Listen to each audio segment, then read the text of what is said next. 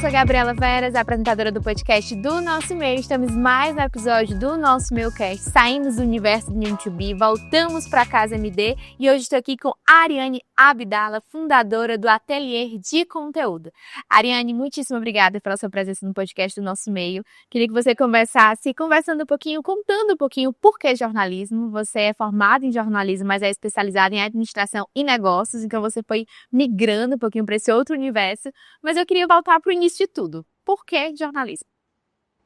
E mesmo a mudança, eu continuo sendo jornalista, né? O core é jornalismo. Eu sempre gostei de escrever muito na escola, desde criança, e eu escrevia, não sabia nem o que eu estava escrevendo. Então, sempre teve a comunicação, né? Escrita e falada. Eu sempre falei muito, sempre gostei. Eu era aquela criança que brincava de entrevistar, sempre falando. Então, a comunicação, logo ficou claro que era um caminho para mim. Eu pensava também em ser atriz, mas aí depois escola. Eu também. Eu acho que todo jornalista tem isso. Inclusive, no meu primeiro dia de aula, a minha prima disse, que a minha prima também é jornalista. Ela disse assim, não fala, quando o pessoal perguntar o porquê jornalismo, não fala que queria ser atriz, porque todo mundo ri. Aí eu não falei, não. Você podia me dar essa dica a isso interessar, né? Que agora eu já falei.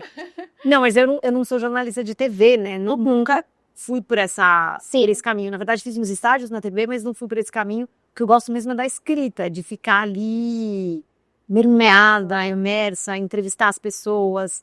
E é meio que a minha brincadeira de criança virou a minha profissão. Muito bom. Inclusive, o último lançamento de vocês foi De Volta ao Jogo, a história de sucesso, dramas e viradas do BTG Pactual. Queria que você contasse um pouquinho sobre isso, de como foi construir essa última obra. Acredito que tenha sido a última mesmo. A mais recente, sim. Pronto. E aí eu queria que você contasse um pouquinho disso, de como funciona toda essa metodologia. Primeiro, como vocês são procurados, né? Que eu acredito que muitas pessoas já conhecem e vão conhecendo à medida que vocês vão fazendo essas obras, mas qual é o questionamento, qual é o problema que o cliente traz e qual solução vocês oferecem?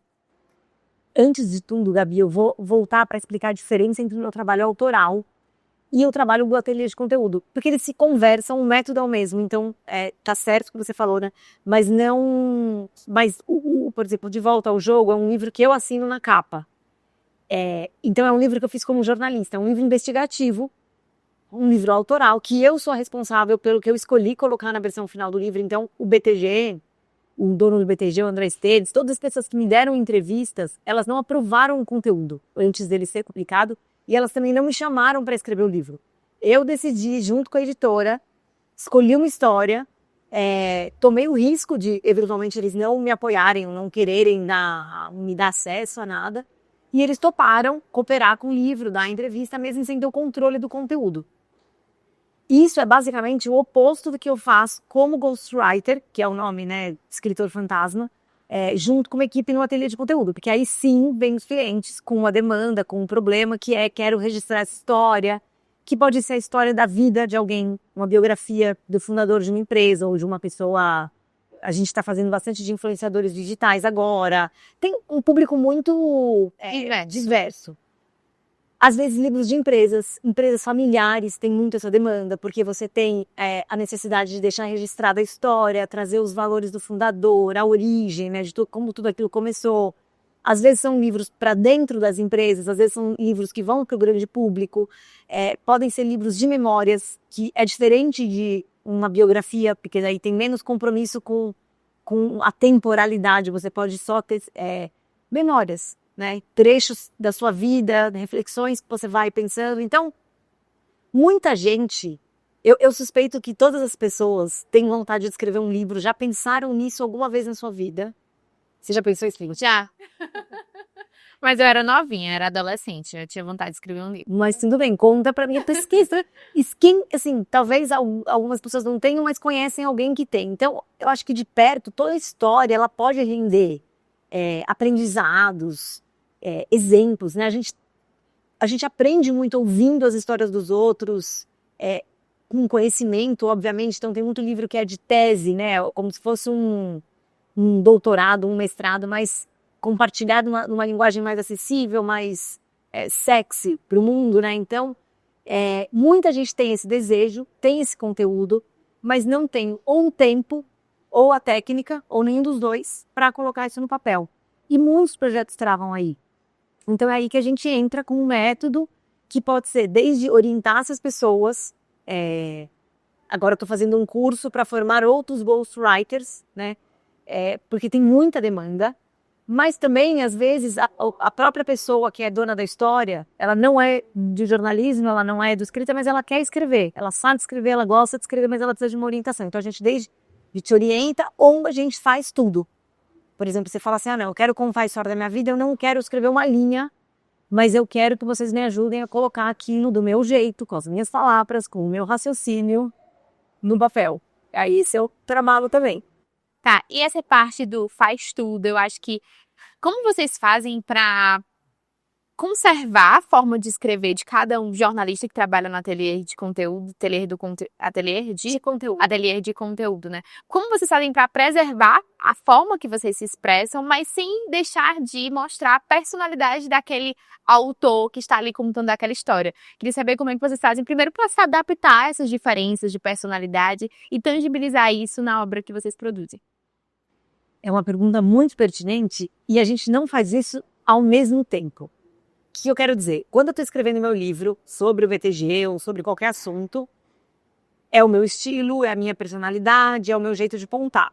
Quando eu estou escrevendo para outra pessoa, eu não tenho que conciliar, eu tenho que neutralizar, guardar na gaveta as minhas crenças, as minhas opiniões, o meu estilo, as minhas preferências estilísticas. E aí é que entra a técnica, porque tem coisas que são a técnica, que são o meu conhecimento, o meu pensamento crítico, isso eu não posso guardar na gaveta, porque eu tenho que ajudar aquele cliente a pensar com profundidade, a se perguntar o que um leitor ia perguntar, a falar dos assuntos difíceis. Esse é um ponto que sempre aparece, né? Muitas vezes as pessoas não querem contar algo que as coloca vulnerável. E um livro, a melhor parte do livro é quando você vê, de um livro de não ficção, de história de alguém, quando você vê o tom que a pessoa levou, onde ela levou e como ela superou. Porque é onde a gente se identifica mais. Então, conduzir a pessoa nessa reflexão, conduzir para camadas mais profundas, fazer perguntas difíceis, perguntas que pessoas que não gostam dela fariam, né? Antecipar essas críticas justamente para você ter mais profundidade, para esse livro ficar mais consistente. Isso é técnica, e aí eu estou colocando o meu pensamento crítico, a minha capacidade de apuração, de investigação a serviço do cliente. Eu não estou ali julgando, eu não estou ali tomando decisão do que vai entrar, do que não vai. O que eu vou fazer são recomendações, né? Eu vou explicar para ele o impacto das escolhas dele. Se ele resolver não me contar nenhuma história difícil, tudo bem, é o direito dele, o livro vai ficar um pouco mais raso. Mas eu explico isso, né? Com base na minha experiência. Do mesmo jeito que às vezes a pessoa quer colocar uma coisa muito ruim sobre outra pessoa que vai ler o livro. E não tem problema nenhum, é parte da história dela. Porém, isso pode ter um impacto. Então, eu contribuo criticamente para que ela faça essas reflexões, mas no fim é o exercício, e eu acho isso maravilhoso, porque é muito o que a gente aprende na faculdade de jornalismo, em alguma medida, quer dizer, alguma medida não, é uma das classes, né? Que é você buscar a isenção, você ter a ponderação. Então, a imparcialidade. A imparcialidade. E claro que ela não existe, eu lembro até de ter essa discussão na faculdade, sim, eu não acredito que exista. A gente sempre vai estar ali, nem que seja... Sempre tem uma preferência, né? Até pela escolha das palavras. Né? Exatamente. O que você é capaz de ouvir já conta qual é o seu repertório, né? Mas, o máximo possível eu tento neutralizar isso, ser isenta. Naquele momento, vem o julgamento, vem de tudo. A gente é ser humano, você vai concordar, você vai discordar. Tento guardar isso para conseguir refletir, compreender, né, o lado da pessoa, empatia mesmo, entender como ela se sentiu. E quando você aprofunda a conversa, vai ficando mais fácil, porque você vai entendendo como a pessoa chegou ali. E é muito interessante, às vezes a gente escreve livros de coisas que a gente discorda enquanto indivíduo, né? E eu já vi jornalistas que trabalham comigo assim, escreverem coisas que para eles inicialmente eram inadmissíveis de se pensar. Quando eles conseguiram colocar no papel, foi porque eles fizeram um exercício de abrir a mente, ouvir a pessoa, entender que existe um outro ponto de vista respeitável, consegue construir um argumento contra, né, a própria argumentação, mas aquilo para de pé. E não cabe a nós dizer se aquilo está certo ou se aquilo está errado. Então, são dois momentos diferentes. Mas isso às vezes é uma dificuldade, né? Tem gente que quer muito ter autoria, mas aí você tem o seu espaço. Eu sou autora e eu sou ghostwriter. Os dois papéis me agradam, me satisfazem, me realizam de maneiras diferentes.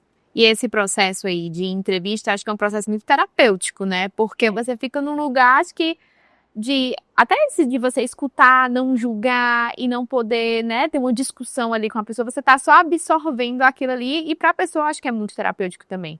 E eu queria que você relembrasse esses processos que você viveu e quais foram os maiores desafios. Desafios que eu digo que não significa que foi ruim, mas significa que foi algo que você teve que ultrapassar ali pra conseguir que a obra fosse concluída. Olha, eu acho que um dos maiores desafios foi um entrevistado que me contratou para entrevistá-lo e ele não gostava das minhas perguntas. Ele dizia que minhas perguntas não eram boas, ele queria... Aí eu falava, tá bom, mas então são as que eu consegui elaborar. Daí eu falava, bom, tudo bem, eu vou fazer o que eu sei fazer. Eu sou boa no improviso, porque eu tenho uma curiosidade genuína sobre as pessoas, porque a gente estava aqui conversando antes de começar, né? A gente começa a se aprofundar na vida muito facilmente. Eu gosto de conversar, eu me exponho. Então isso também convida as pessoas a se exporem. Só que isso não funcionava com ele. Então quando ele não gostou das minhas perguntas planejadas, e aí eu comecei bom, então tá bom, então me conta, por que você fez isso? O que você sentiu? Não quero falar sobre isso. E aí, pra mim era muito difícil, porque assim, tá, mas você me contratou, eu não tô perguntando para escrever num veículo uma coisa que você não vai ter controle. Eu tô vindo aqui para escrever para você. Mas o que estava acontecendo ali, né? Eu não tinha criado ainda uma relação de confiança. Então acho que esse é um grande desafio. Como é que você faz isso, né? Como é que você quebra essa barreira? Eu tive muita vontade de desistir nesse projeto, em alguns outros. E foi muito importante ter ficado, porque eu falei, isso vai me desafiar. Geralmente as pessoas com que eu acabo trabalhando é porque se identificam comigo, eu me identifico com elas, a coisa flui. Com esse, eu falei, vai ter que ser construído com paciência, com técnica, com testes. A gente foi indo. Eu lembro que quando ele leu o primeiro texto que eu escrevi como se eu fosse ele, né? Ele ficou emocionado e falou, nossa, era isso que eu precisava, assim, tipo, isso pra mim conta mais do que qualquer conversa. Então ali eu ganhei a confiança, ali ele também baixou um pouco a guarda, começou a me ouvir de maneira mais atenta, mais aberta, e eu fui entendendo que ali eu não podia ficar na minha zona de conforto, de ou improvisar, ou perguntar as coisas, eu tinha que achar a linguagem dele, entender o que ele achava interessante na história dele. E isso só um tempo que eu fui aprendendo quem era ele, qual era o pensamento dele, para deixar um pouco mais claro, né? No primeiro momento eu perguntei assim, o seu estilo de liderança, a cultura organizacional. Eu usei termos que hoje em dia a gente usa muito, com muita frequência no mundo corporativo. Uhum. Só que quando eu começava a falar aquilo, para ele não conectava nada. E depois um dia ele me falou assim, um dia você vai me conhecer e vai ver que assim, nada disso faz sentido para mim, isso tudo é besteira, isso são palavras. Eu quero... ele construiu uma empresa de outro jeito. Mas até eu entender isso, até eu entender que jeito era esse jeito mais intuitivo, sabe? Demorou um tempo. Então, tem vários desafios, mas geralmente eles passam pela confiança ou pelas dificuldades que a própria pessoa, e não é nem dificuldades, às vezes são escolhas também, que a própria pessoa tem em relação à própria história. Então, se ela decide que ela não vai mexer numa parte da vida dela, tem um limite de onde você pode ir. Como jornalista, como ghostwriter, eu sempre quero entrar nos quadros fechados, porque eu quero ver o que tem. Geralmente, se ele está fechado, deve ter alguma coisa boa ali para a história, algum elemento humano, alguma vulnerabilidade que pode nos ajudar a conectar e trazer construção, mas ali tem muita gente que vai deixar você acessar menos, né? Então você tem que trabalhar com aquela matéria-prima que você tem. Mãe. Então, esses são desafios. Eu sou sempre muito sincera, no sentido de dizer para a pessoa o impacto, por exemplo, de você não falar, né, como eu falei, de você... Essas escolhas, elas vão tirar o interesse do livro. Já aconteceu, eu falar isso várias vezes. Um entrevistado não quis fazer o livro do jeito dele, publicou, ele não tem repercutir, falou, vamos fazer outras depois, porque o livro ficou raso, sabe? Entendi. E aí, falando um pouquinho sobre esses 10 anos, né? Acredito que evoluiu muito a forma de produzir conteúdo, né? Hoje em dia tem várias plataformas sociais que dá para você conseguir se expressar, né? Como o LinkedIn, que as pessoas usam muito no mundo corporativo. E eu queria saber de você se essa demanda aumentou ou se diminuiu e quais formatos surgiram e como você se adaptar a isso. O digital surgiu com muita força, principalmente na pandemia. A partir dali virou uma demanda recorrente, conteúdo para LinkedIn, conteúdo para Instagram, construção de reputação. A gente trabalhou bastante com isso. Agora a gente tem trabalhado com, assim, aparece nos projetos, eu sempre estou disponível, nem sempre a gente acaba seguindo, porque tem muita concorrência nesse mercado, é um mercado mais pulverizado, que eu acho muito bom. E são conteúdos mais rápidos. E na minha opinião, tem muita institucionalização. Também acho que ficou tudo um pouco pasteurizado. Falta humanidade, falta autenticidade. E às vezes isso é uma demanda da empresa, assim, a pessoa tem que se posicionar. A própria pessoa nem comprou tanto a ideia. Ou ela espera que quem vai atender vai trazer o conteúdo pronto. Isso também não funciona muito bem, porque senão não fica autêntico. Você consegue, né, ir até um certo ponto. Então, isso faz parte, acho que isso mudou para sempre. Mas o que tem crescido muito nos últimos 2 anos para nós, no ateliê, é a demanda de pessoas que têm um conteúdo profundo, digital. Então, as pessoas que têm cursos, que dão consultorias e que querem transformar tudo isso também num livro como uma peça de reputação. Porque o livro ele é um elemento que te dá autoridade. Ele é um cartão de visita muito mais profundo. Você abre ali, você tem 5 minutos de conversa, mas a pessoa leva o livro, ela tem sua vida. Ela te conhece numa profundidade. Então, tem um monte de gente que já sacou isso, assim, muitos empresários que têm essa visão. E hoje chegam pessoas que têm cursos prontos, que têm conteúdos digitalizados em diferentes plataformas, que já tem um caminho percorrido e que nos ajuda a fazer o livro mais rápido, com o custo menor, porque o conteúdo já está estruturado. Então a gente vai absorver tudo aquilo e complementar e depois estruturar um formato de livro que seja complementar aquilo, que não seja uma repetição, né? Muito bom. Quando você falou sobre esse negócio de reputação, a gente tem inclusive um impresso do nosso meio que fala sobre reputação, o quanto reputação é importante para as marcas, para as pessoas, e eu convido você para acessar no nossomeio.com.br essa edição. E aí um estudo mostra que 63% dos líderes são mais respeitados quando inspiram sua equipe. Eu queria saber como é que a produção de conteúdo é uma forma não só de inspirar, como o dado mostra, mas também uma forma de construir a reputação, não só de uma organização, mas de um líder também. É isso, quando você pode expressar suas ideias de maneira estruturada, de maneira clara, você consegue atingir muito mais gente, né? Então, às vezes, um líder ele vai ter contato ali com a diretoria principal, com algumas pessoas, mas quando a pessoa ali no chão de fábrica, ou na loja, né, sei lá, uma rede de franquias, ela tem acesso com as palavras daquele líder, do fundador do negócio, por exemplo, isso traz... É muito poderoso, né? Isso traz realmente a inspiração, o aspiracional, o orgulho de pertencer, assim, tudo isso tem muito, muito poder. Agora, com o uso das redes sociais, né? Se você não tem esse conteúdo feito com humanidade, com autenticidade, com alguma profundidade, porque profundidade não tem nada a ver com o tamanho do texto. Na minha opinião, a profundidade tem a ver com a profundidade das ideias, né? Os insights que você vai ter, o ponto de vista que você vai propor, você pode fazer uma coisa super profunda em um parágrafo. O aumento das pessoas tentando fazer o seu posicionamento digital, mas muitas vezes sem estar dispostas a se expor, a colocar essa autenticidade, a refletir em profundidade sobre aqueles temas que elas estão escrevendo, acaba fazendo também o efeito contrário. Porque às vezes o líder ele está inspirando quem está fora da organização com frases bonitas ou dando uma impressão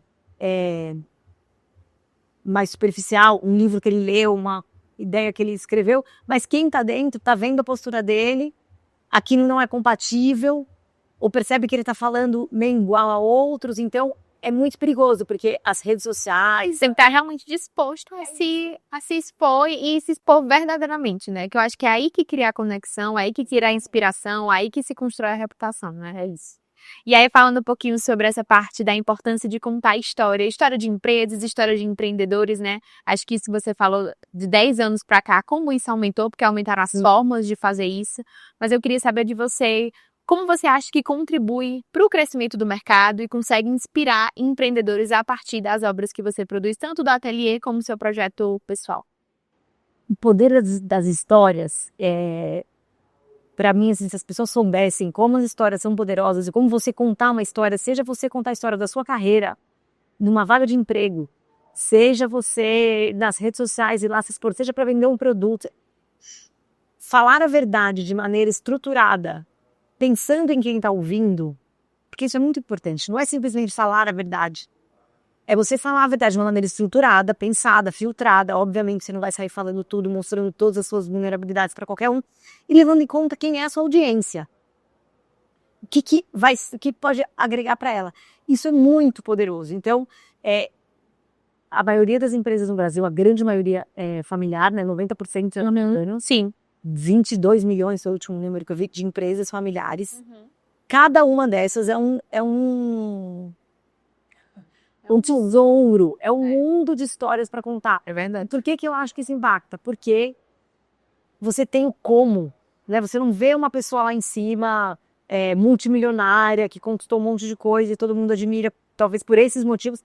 Você vai entender de onde ela veio, você vai entender o que ela fez, você vai entender o que ela escolheu e o que ela deixou de escolher, o que ela não viu e você vai aprender.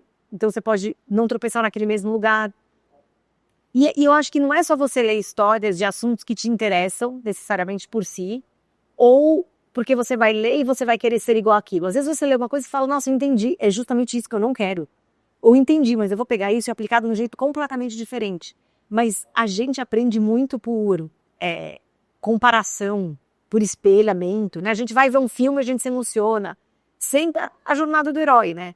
Então, de uma forma ou de outra, tudo tá sempre espelhando os nossos medos, as nossas aflições. Você vê alguém que teve um sucesso, é um pouco do que você quer. Se tem alguém que tem um fracasso, você pensa, puta, não quero que aquilo aconteça comigo. Então, eu acredito muito no aprendizado que você tem quando as pessoas compartilham genuinamente por que elas fazem as coisas, como elas fazem as coisas. Não é só o que, sabe? Mas é como ele chegou até ali, por que ele fez aquelas escolhas, porque isso faz a gente refletir sobre as nossas próprias escolhas, os nossos próprios caminhos, com mais parâmetros.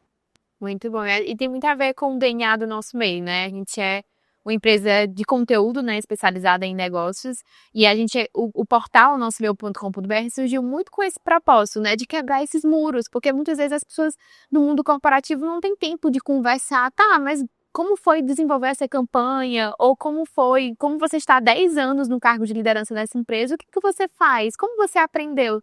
Então, acho que é um convite à reflexão, né? Sim. E as obras que vocês assinam, acho que é muito disso, né? É de você, a pessoa, ainda bem que está disposta a compartilhar disso, e as pessoas que vão receber aquilo vão gerar insights de, quem sabe, empresas familiares que estão surgindo agora, né?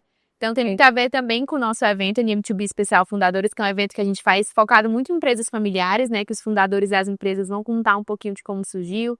E é tão inspirador, é tão especial. Eu acho que você nunca deve cansar de contar ou a sua história nem tanto, mas acho que é a história do negócio, a história da sua empresa. Eu acho que você nunca pode parar de pensar sobre isso, porque eu acho que daí vão sair muitos insights, daí sai um pouco da longevidade da empresa, daí você consegue ressignificar os, 50 anos de trajetória e ter mais 50 anos aí pela frente. Então, eu acredito que sempre é um convite. Contar histórias e ler histórias é sempre importante, tanto para a sua vida profissional como para a sua vida pessoal também. E eu queria que você contasse um pouquinho desse seu propósito de ensinar isso para outras pessoas, de como fazer isso, né?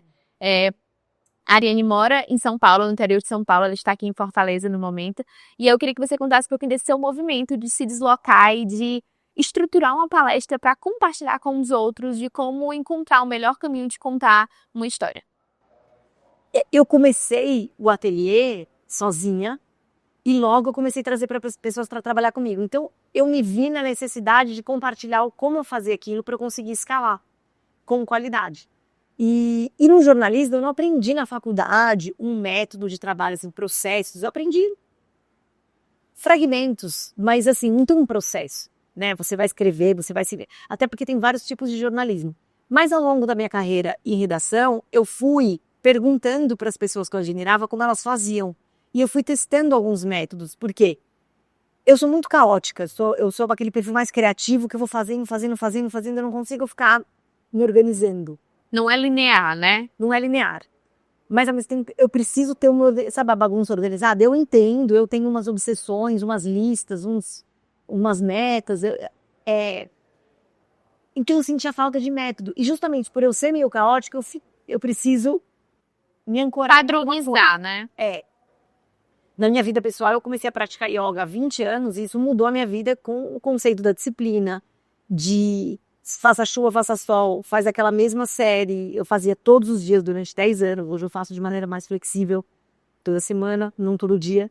Mas esse conceito da disciplina e do compromisso com a consistência do fazer foi algo que mudou a minha vida. E isso eu também aprendi estudando a história das empresas que eu fiz de maneira autoral, a da Ambev e a do BTG, porque tem muito esse elemento da disciplina, da repetição, de seguir fazendo a mesma coisa e não desistir, não esmorecer no caminho, não ficar se deslumbrando com ideias e se desviando do foco. Então, isso é a base da minha forma de trabalho. Eu fui atrás desses métodos informais, pegando como as pessoas faziam, fui testando enquanto eu era repórter, sem pensar no futuro. Mas quando eu abri o ateliê e comecei a fazer o meu primeiro projeto, eu comecei a colocar aquilo em prática. Então, o que eu fazia numa reportagem, eu comecei a fazer para um livro. A maneira como eu organizava a minha apuração, o passo a passo que eu seguia, porque daí eu tinha um jeito de fazer que não dependia de inspiração. Eu não acredito nessa visão de que escrever é uma inspiração, é uma coisa criativa que você vai ser. É uma coisa criativa, mas criatividade pode ser bem pragmática. Você vai sentar e vai ficar imaginando. Esperar a inspiração vir. Então, até porque você tem prazo como jornalista, eu não sou uma artista, né? Então, e artistas às vezes também têm prazo. Então, eu falava, bom, eu preciso ter um plano para os dias que eu não estiver inspirada. E o meu método é baseado nisso. Então, eu vou ter um planejamento do que vai ser aquele capítulo, eu tenho uma apuração do que vai ser aquele capítulo. Num dia que eu tiver cinza, sem graça, não souber nem por onde começar, eu vou pegar aquilo e eu vou seguir meu plano. Com a consistência, de repente sai um estilo, de repente um dia você está mais criativo, você vai pôr brilho naquilo que você só fez a estrutura de uma maneira mais seca. E eu fui me encantando com como a coisa evolui sozinha, assim, como o estilo ele emerge se você faz o seu trabalho consistentemente. E aí, então eu criei esse método, porque eu falei, eu preciso fatiar o meu trabalho, eu preciso dar uma visão clara para o cliente de que etapas eu estou, em que tempos, quais vão ser minhas entregas. Então eu estruturei da maneira mais objetiva para eu conseguir esse trabalho criativo, e eu venho repetindo isso há 10 anos. E isso eu aplico nos meus livros autorais, eu aplico nos meus livros que eu faço como ghost. Eu consigo dividir projetos com outras pessoas. Às vezes 3 pessoas estão trabalhando num projeto, mas cada uma no seu tempo, e com o nosso método nada se perde, ninguém tem que refazer o trabalho do outro. Mas é isso, eu fui construindo empiricamente, testando para conseguir fazer. E aí chegou agora o momento, a ateliê com 10 anos, a gente com mais de 30 projetos, né, 30 livros que a gente ajudou a colocar no mundo. Eu ouvindo de várias editoras que faltam ghostwriters profissionais, assim, com postura profissional de ter um contrato assinado, de ter compromisso com prazo, de não se confundir com a voz do autor. Eu estou te falando algumas coisas que às vezes dão problema. Tem muitos ghostwriters muito bons, mas tem algumas pessoas que não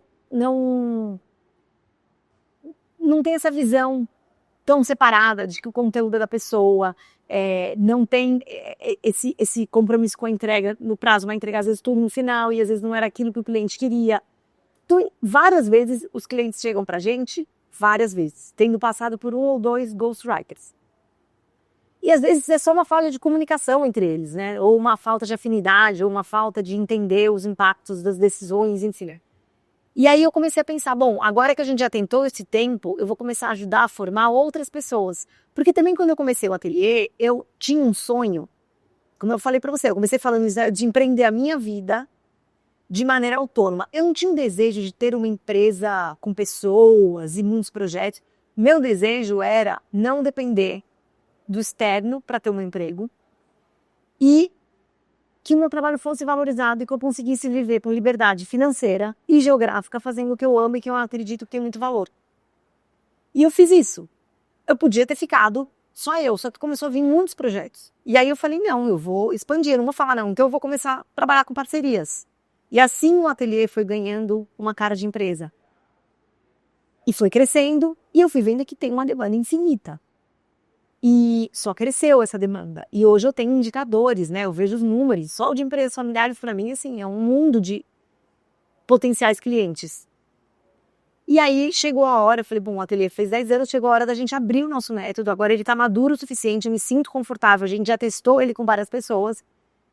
Então eu estou fazendo um curso para formar outras pessoas, para que as pessoas possam trabalhar de maneira autônoma, empreender a vida que elas querem empreender. Jornalistas que hoje têm menos opções do que tinham antes, né? De viver da escrita, de não ficção, viver do trabalho, que é tão bom. Tem tantos jornalistas há muito tempo no mercado e que hoje estão brigando estão brigando com o tempo, né? Porque é prazo apertado, não são remunerados de maneira justa.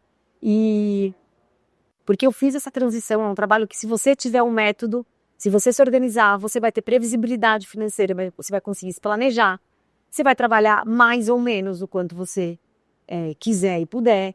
Então, eu tô realmente assim, eu tô muito feliz com a ideia de que mais pessoas possam ter acesso a essa forma de viver, empreender essa vida e trabalhar com a escrita. E aí você pode aplicar isso só para livros, você pode aplicar isso também para plataformas digitais, pode trabalhar com ateliê de conteúdo, porque minha rede é basicamente de parceiros hoje, de jornalistas sêniores que trabalham comigo e que têm seus próprios clientes. Às vezes um cliente não fecha com um ateliê por algum motivo que a gente não consegue resolver, às vezes não tem condições de contratar uma empresa para fazer. Mas ele está querendo alguém de qualidade, alguém legal. Eu vou perder o cliente de qualquer forma. Eu indico para as pessoas que trabalham comigo, que também trabalham de maneira independente, porque eu sei que elas vão entregar um trabalho que vai me dar algum. Então tem essa rede, que eu acho que é muito saudável para o mercado, a gente subir a régua do mercado. Muito bom.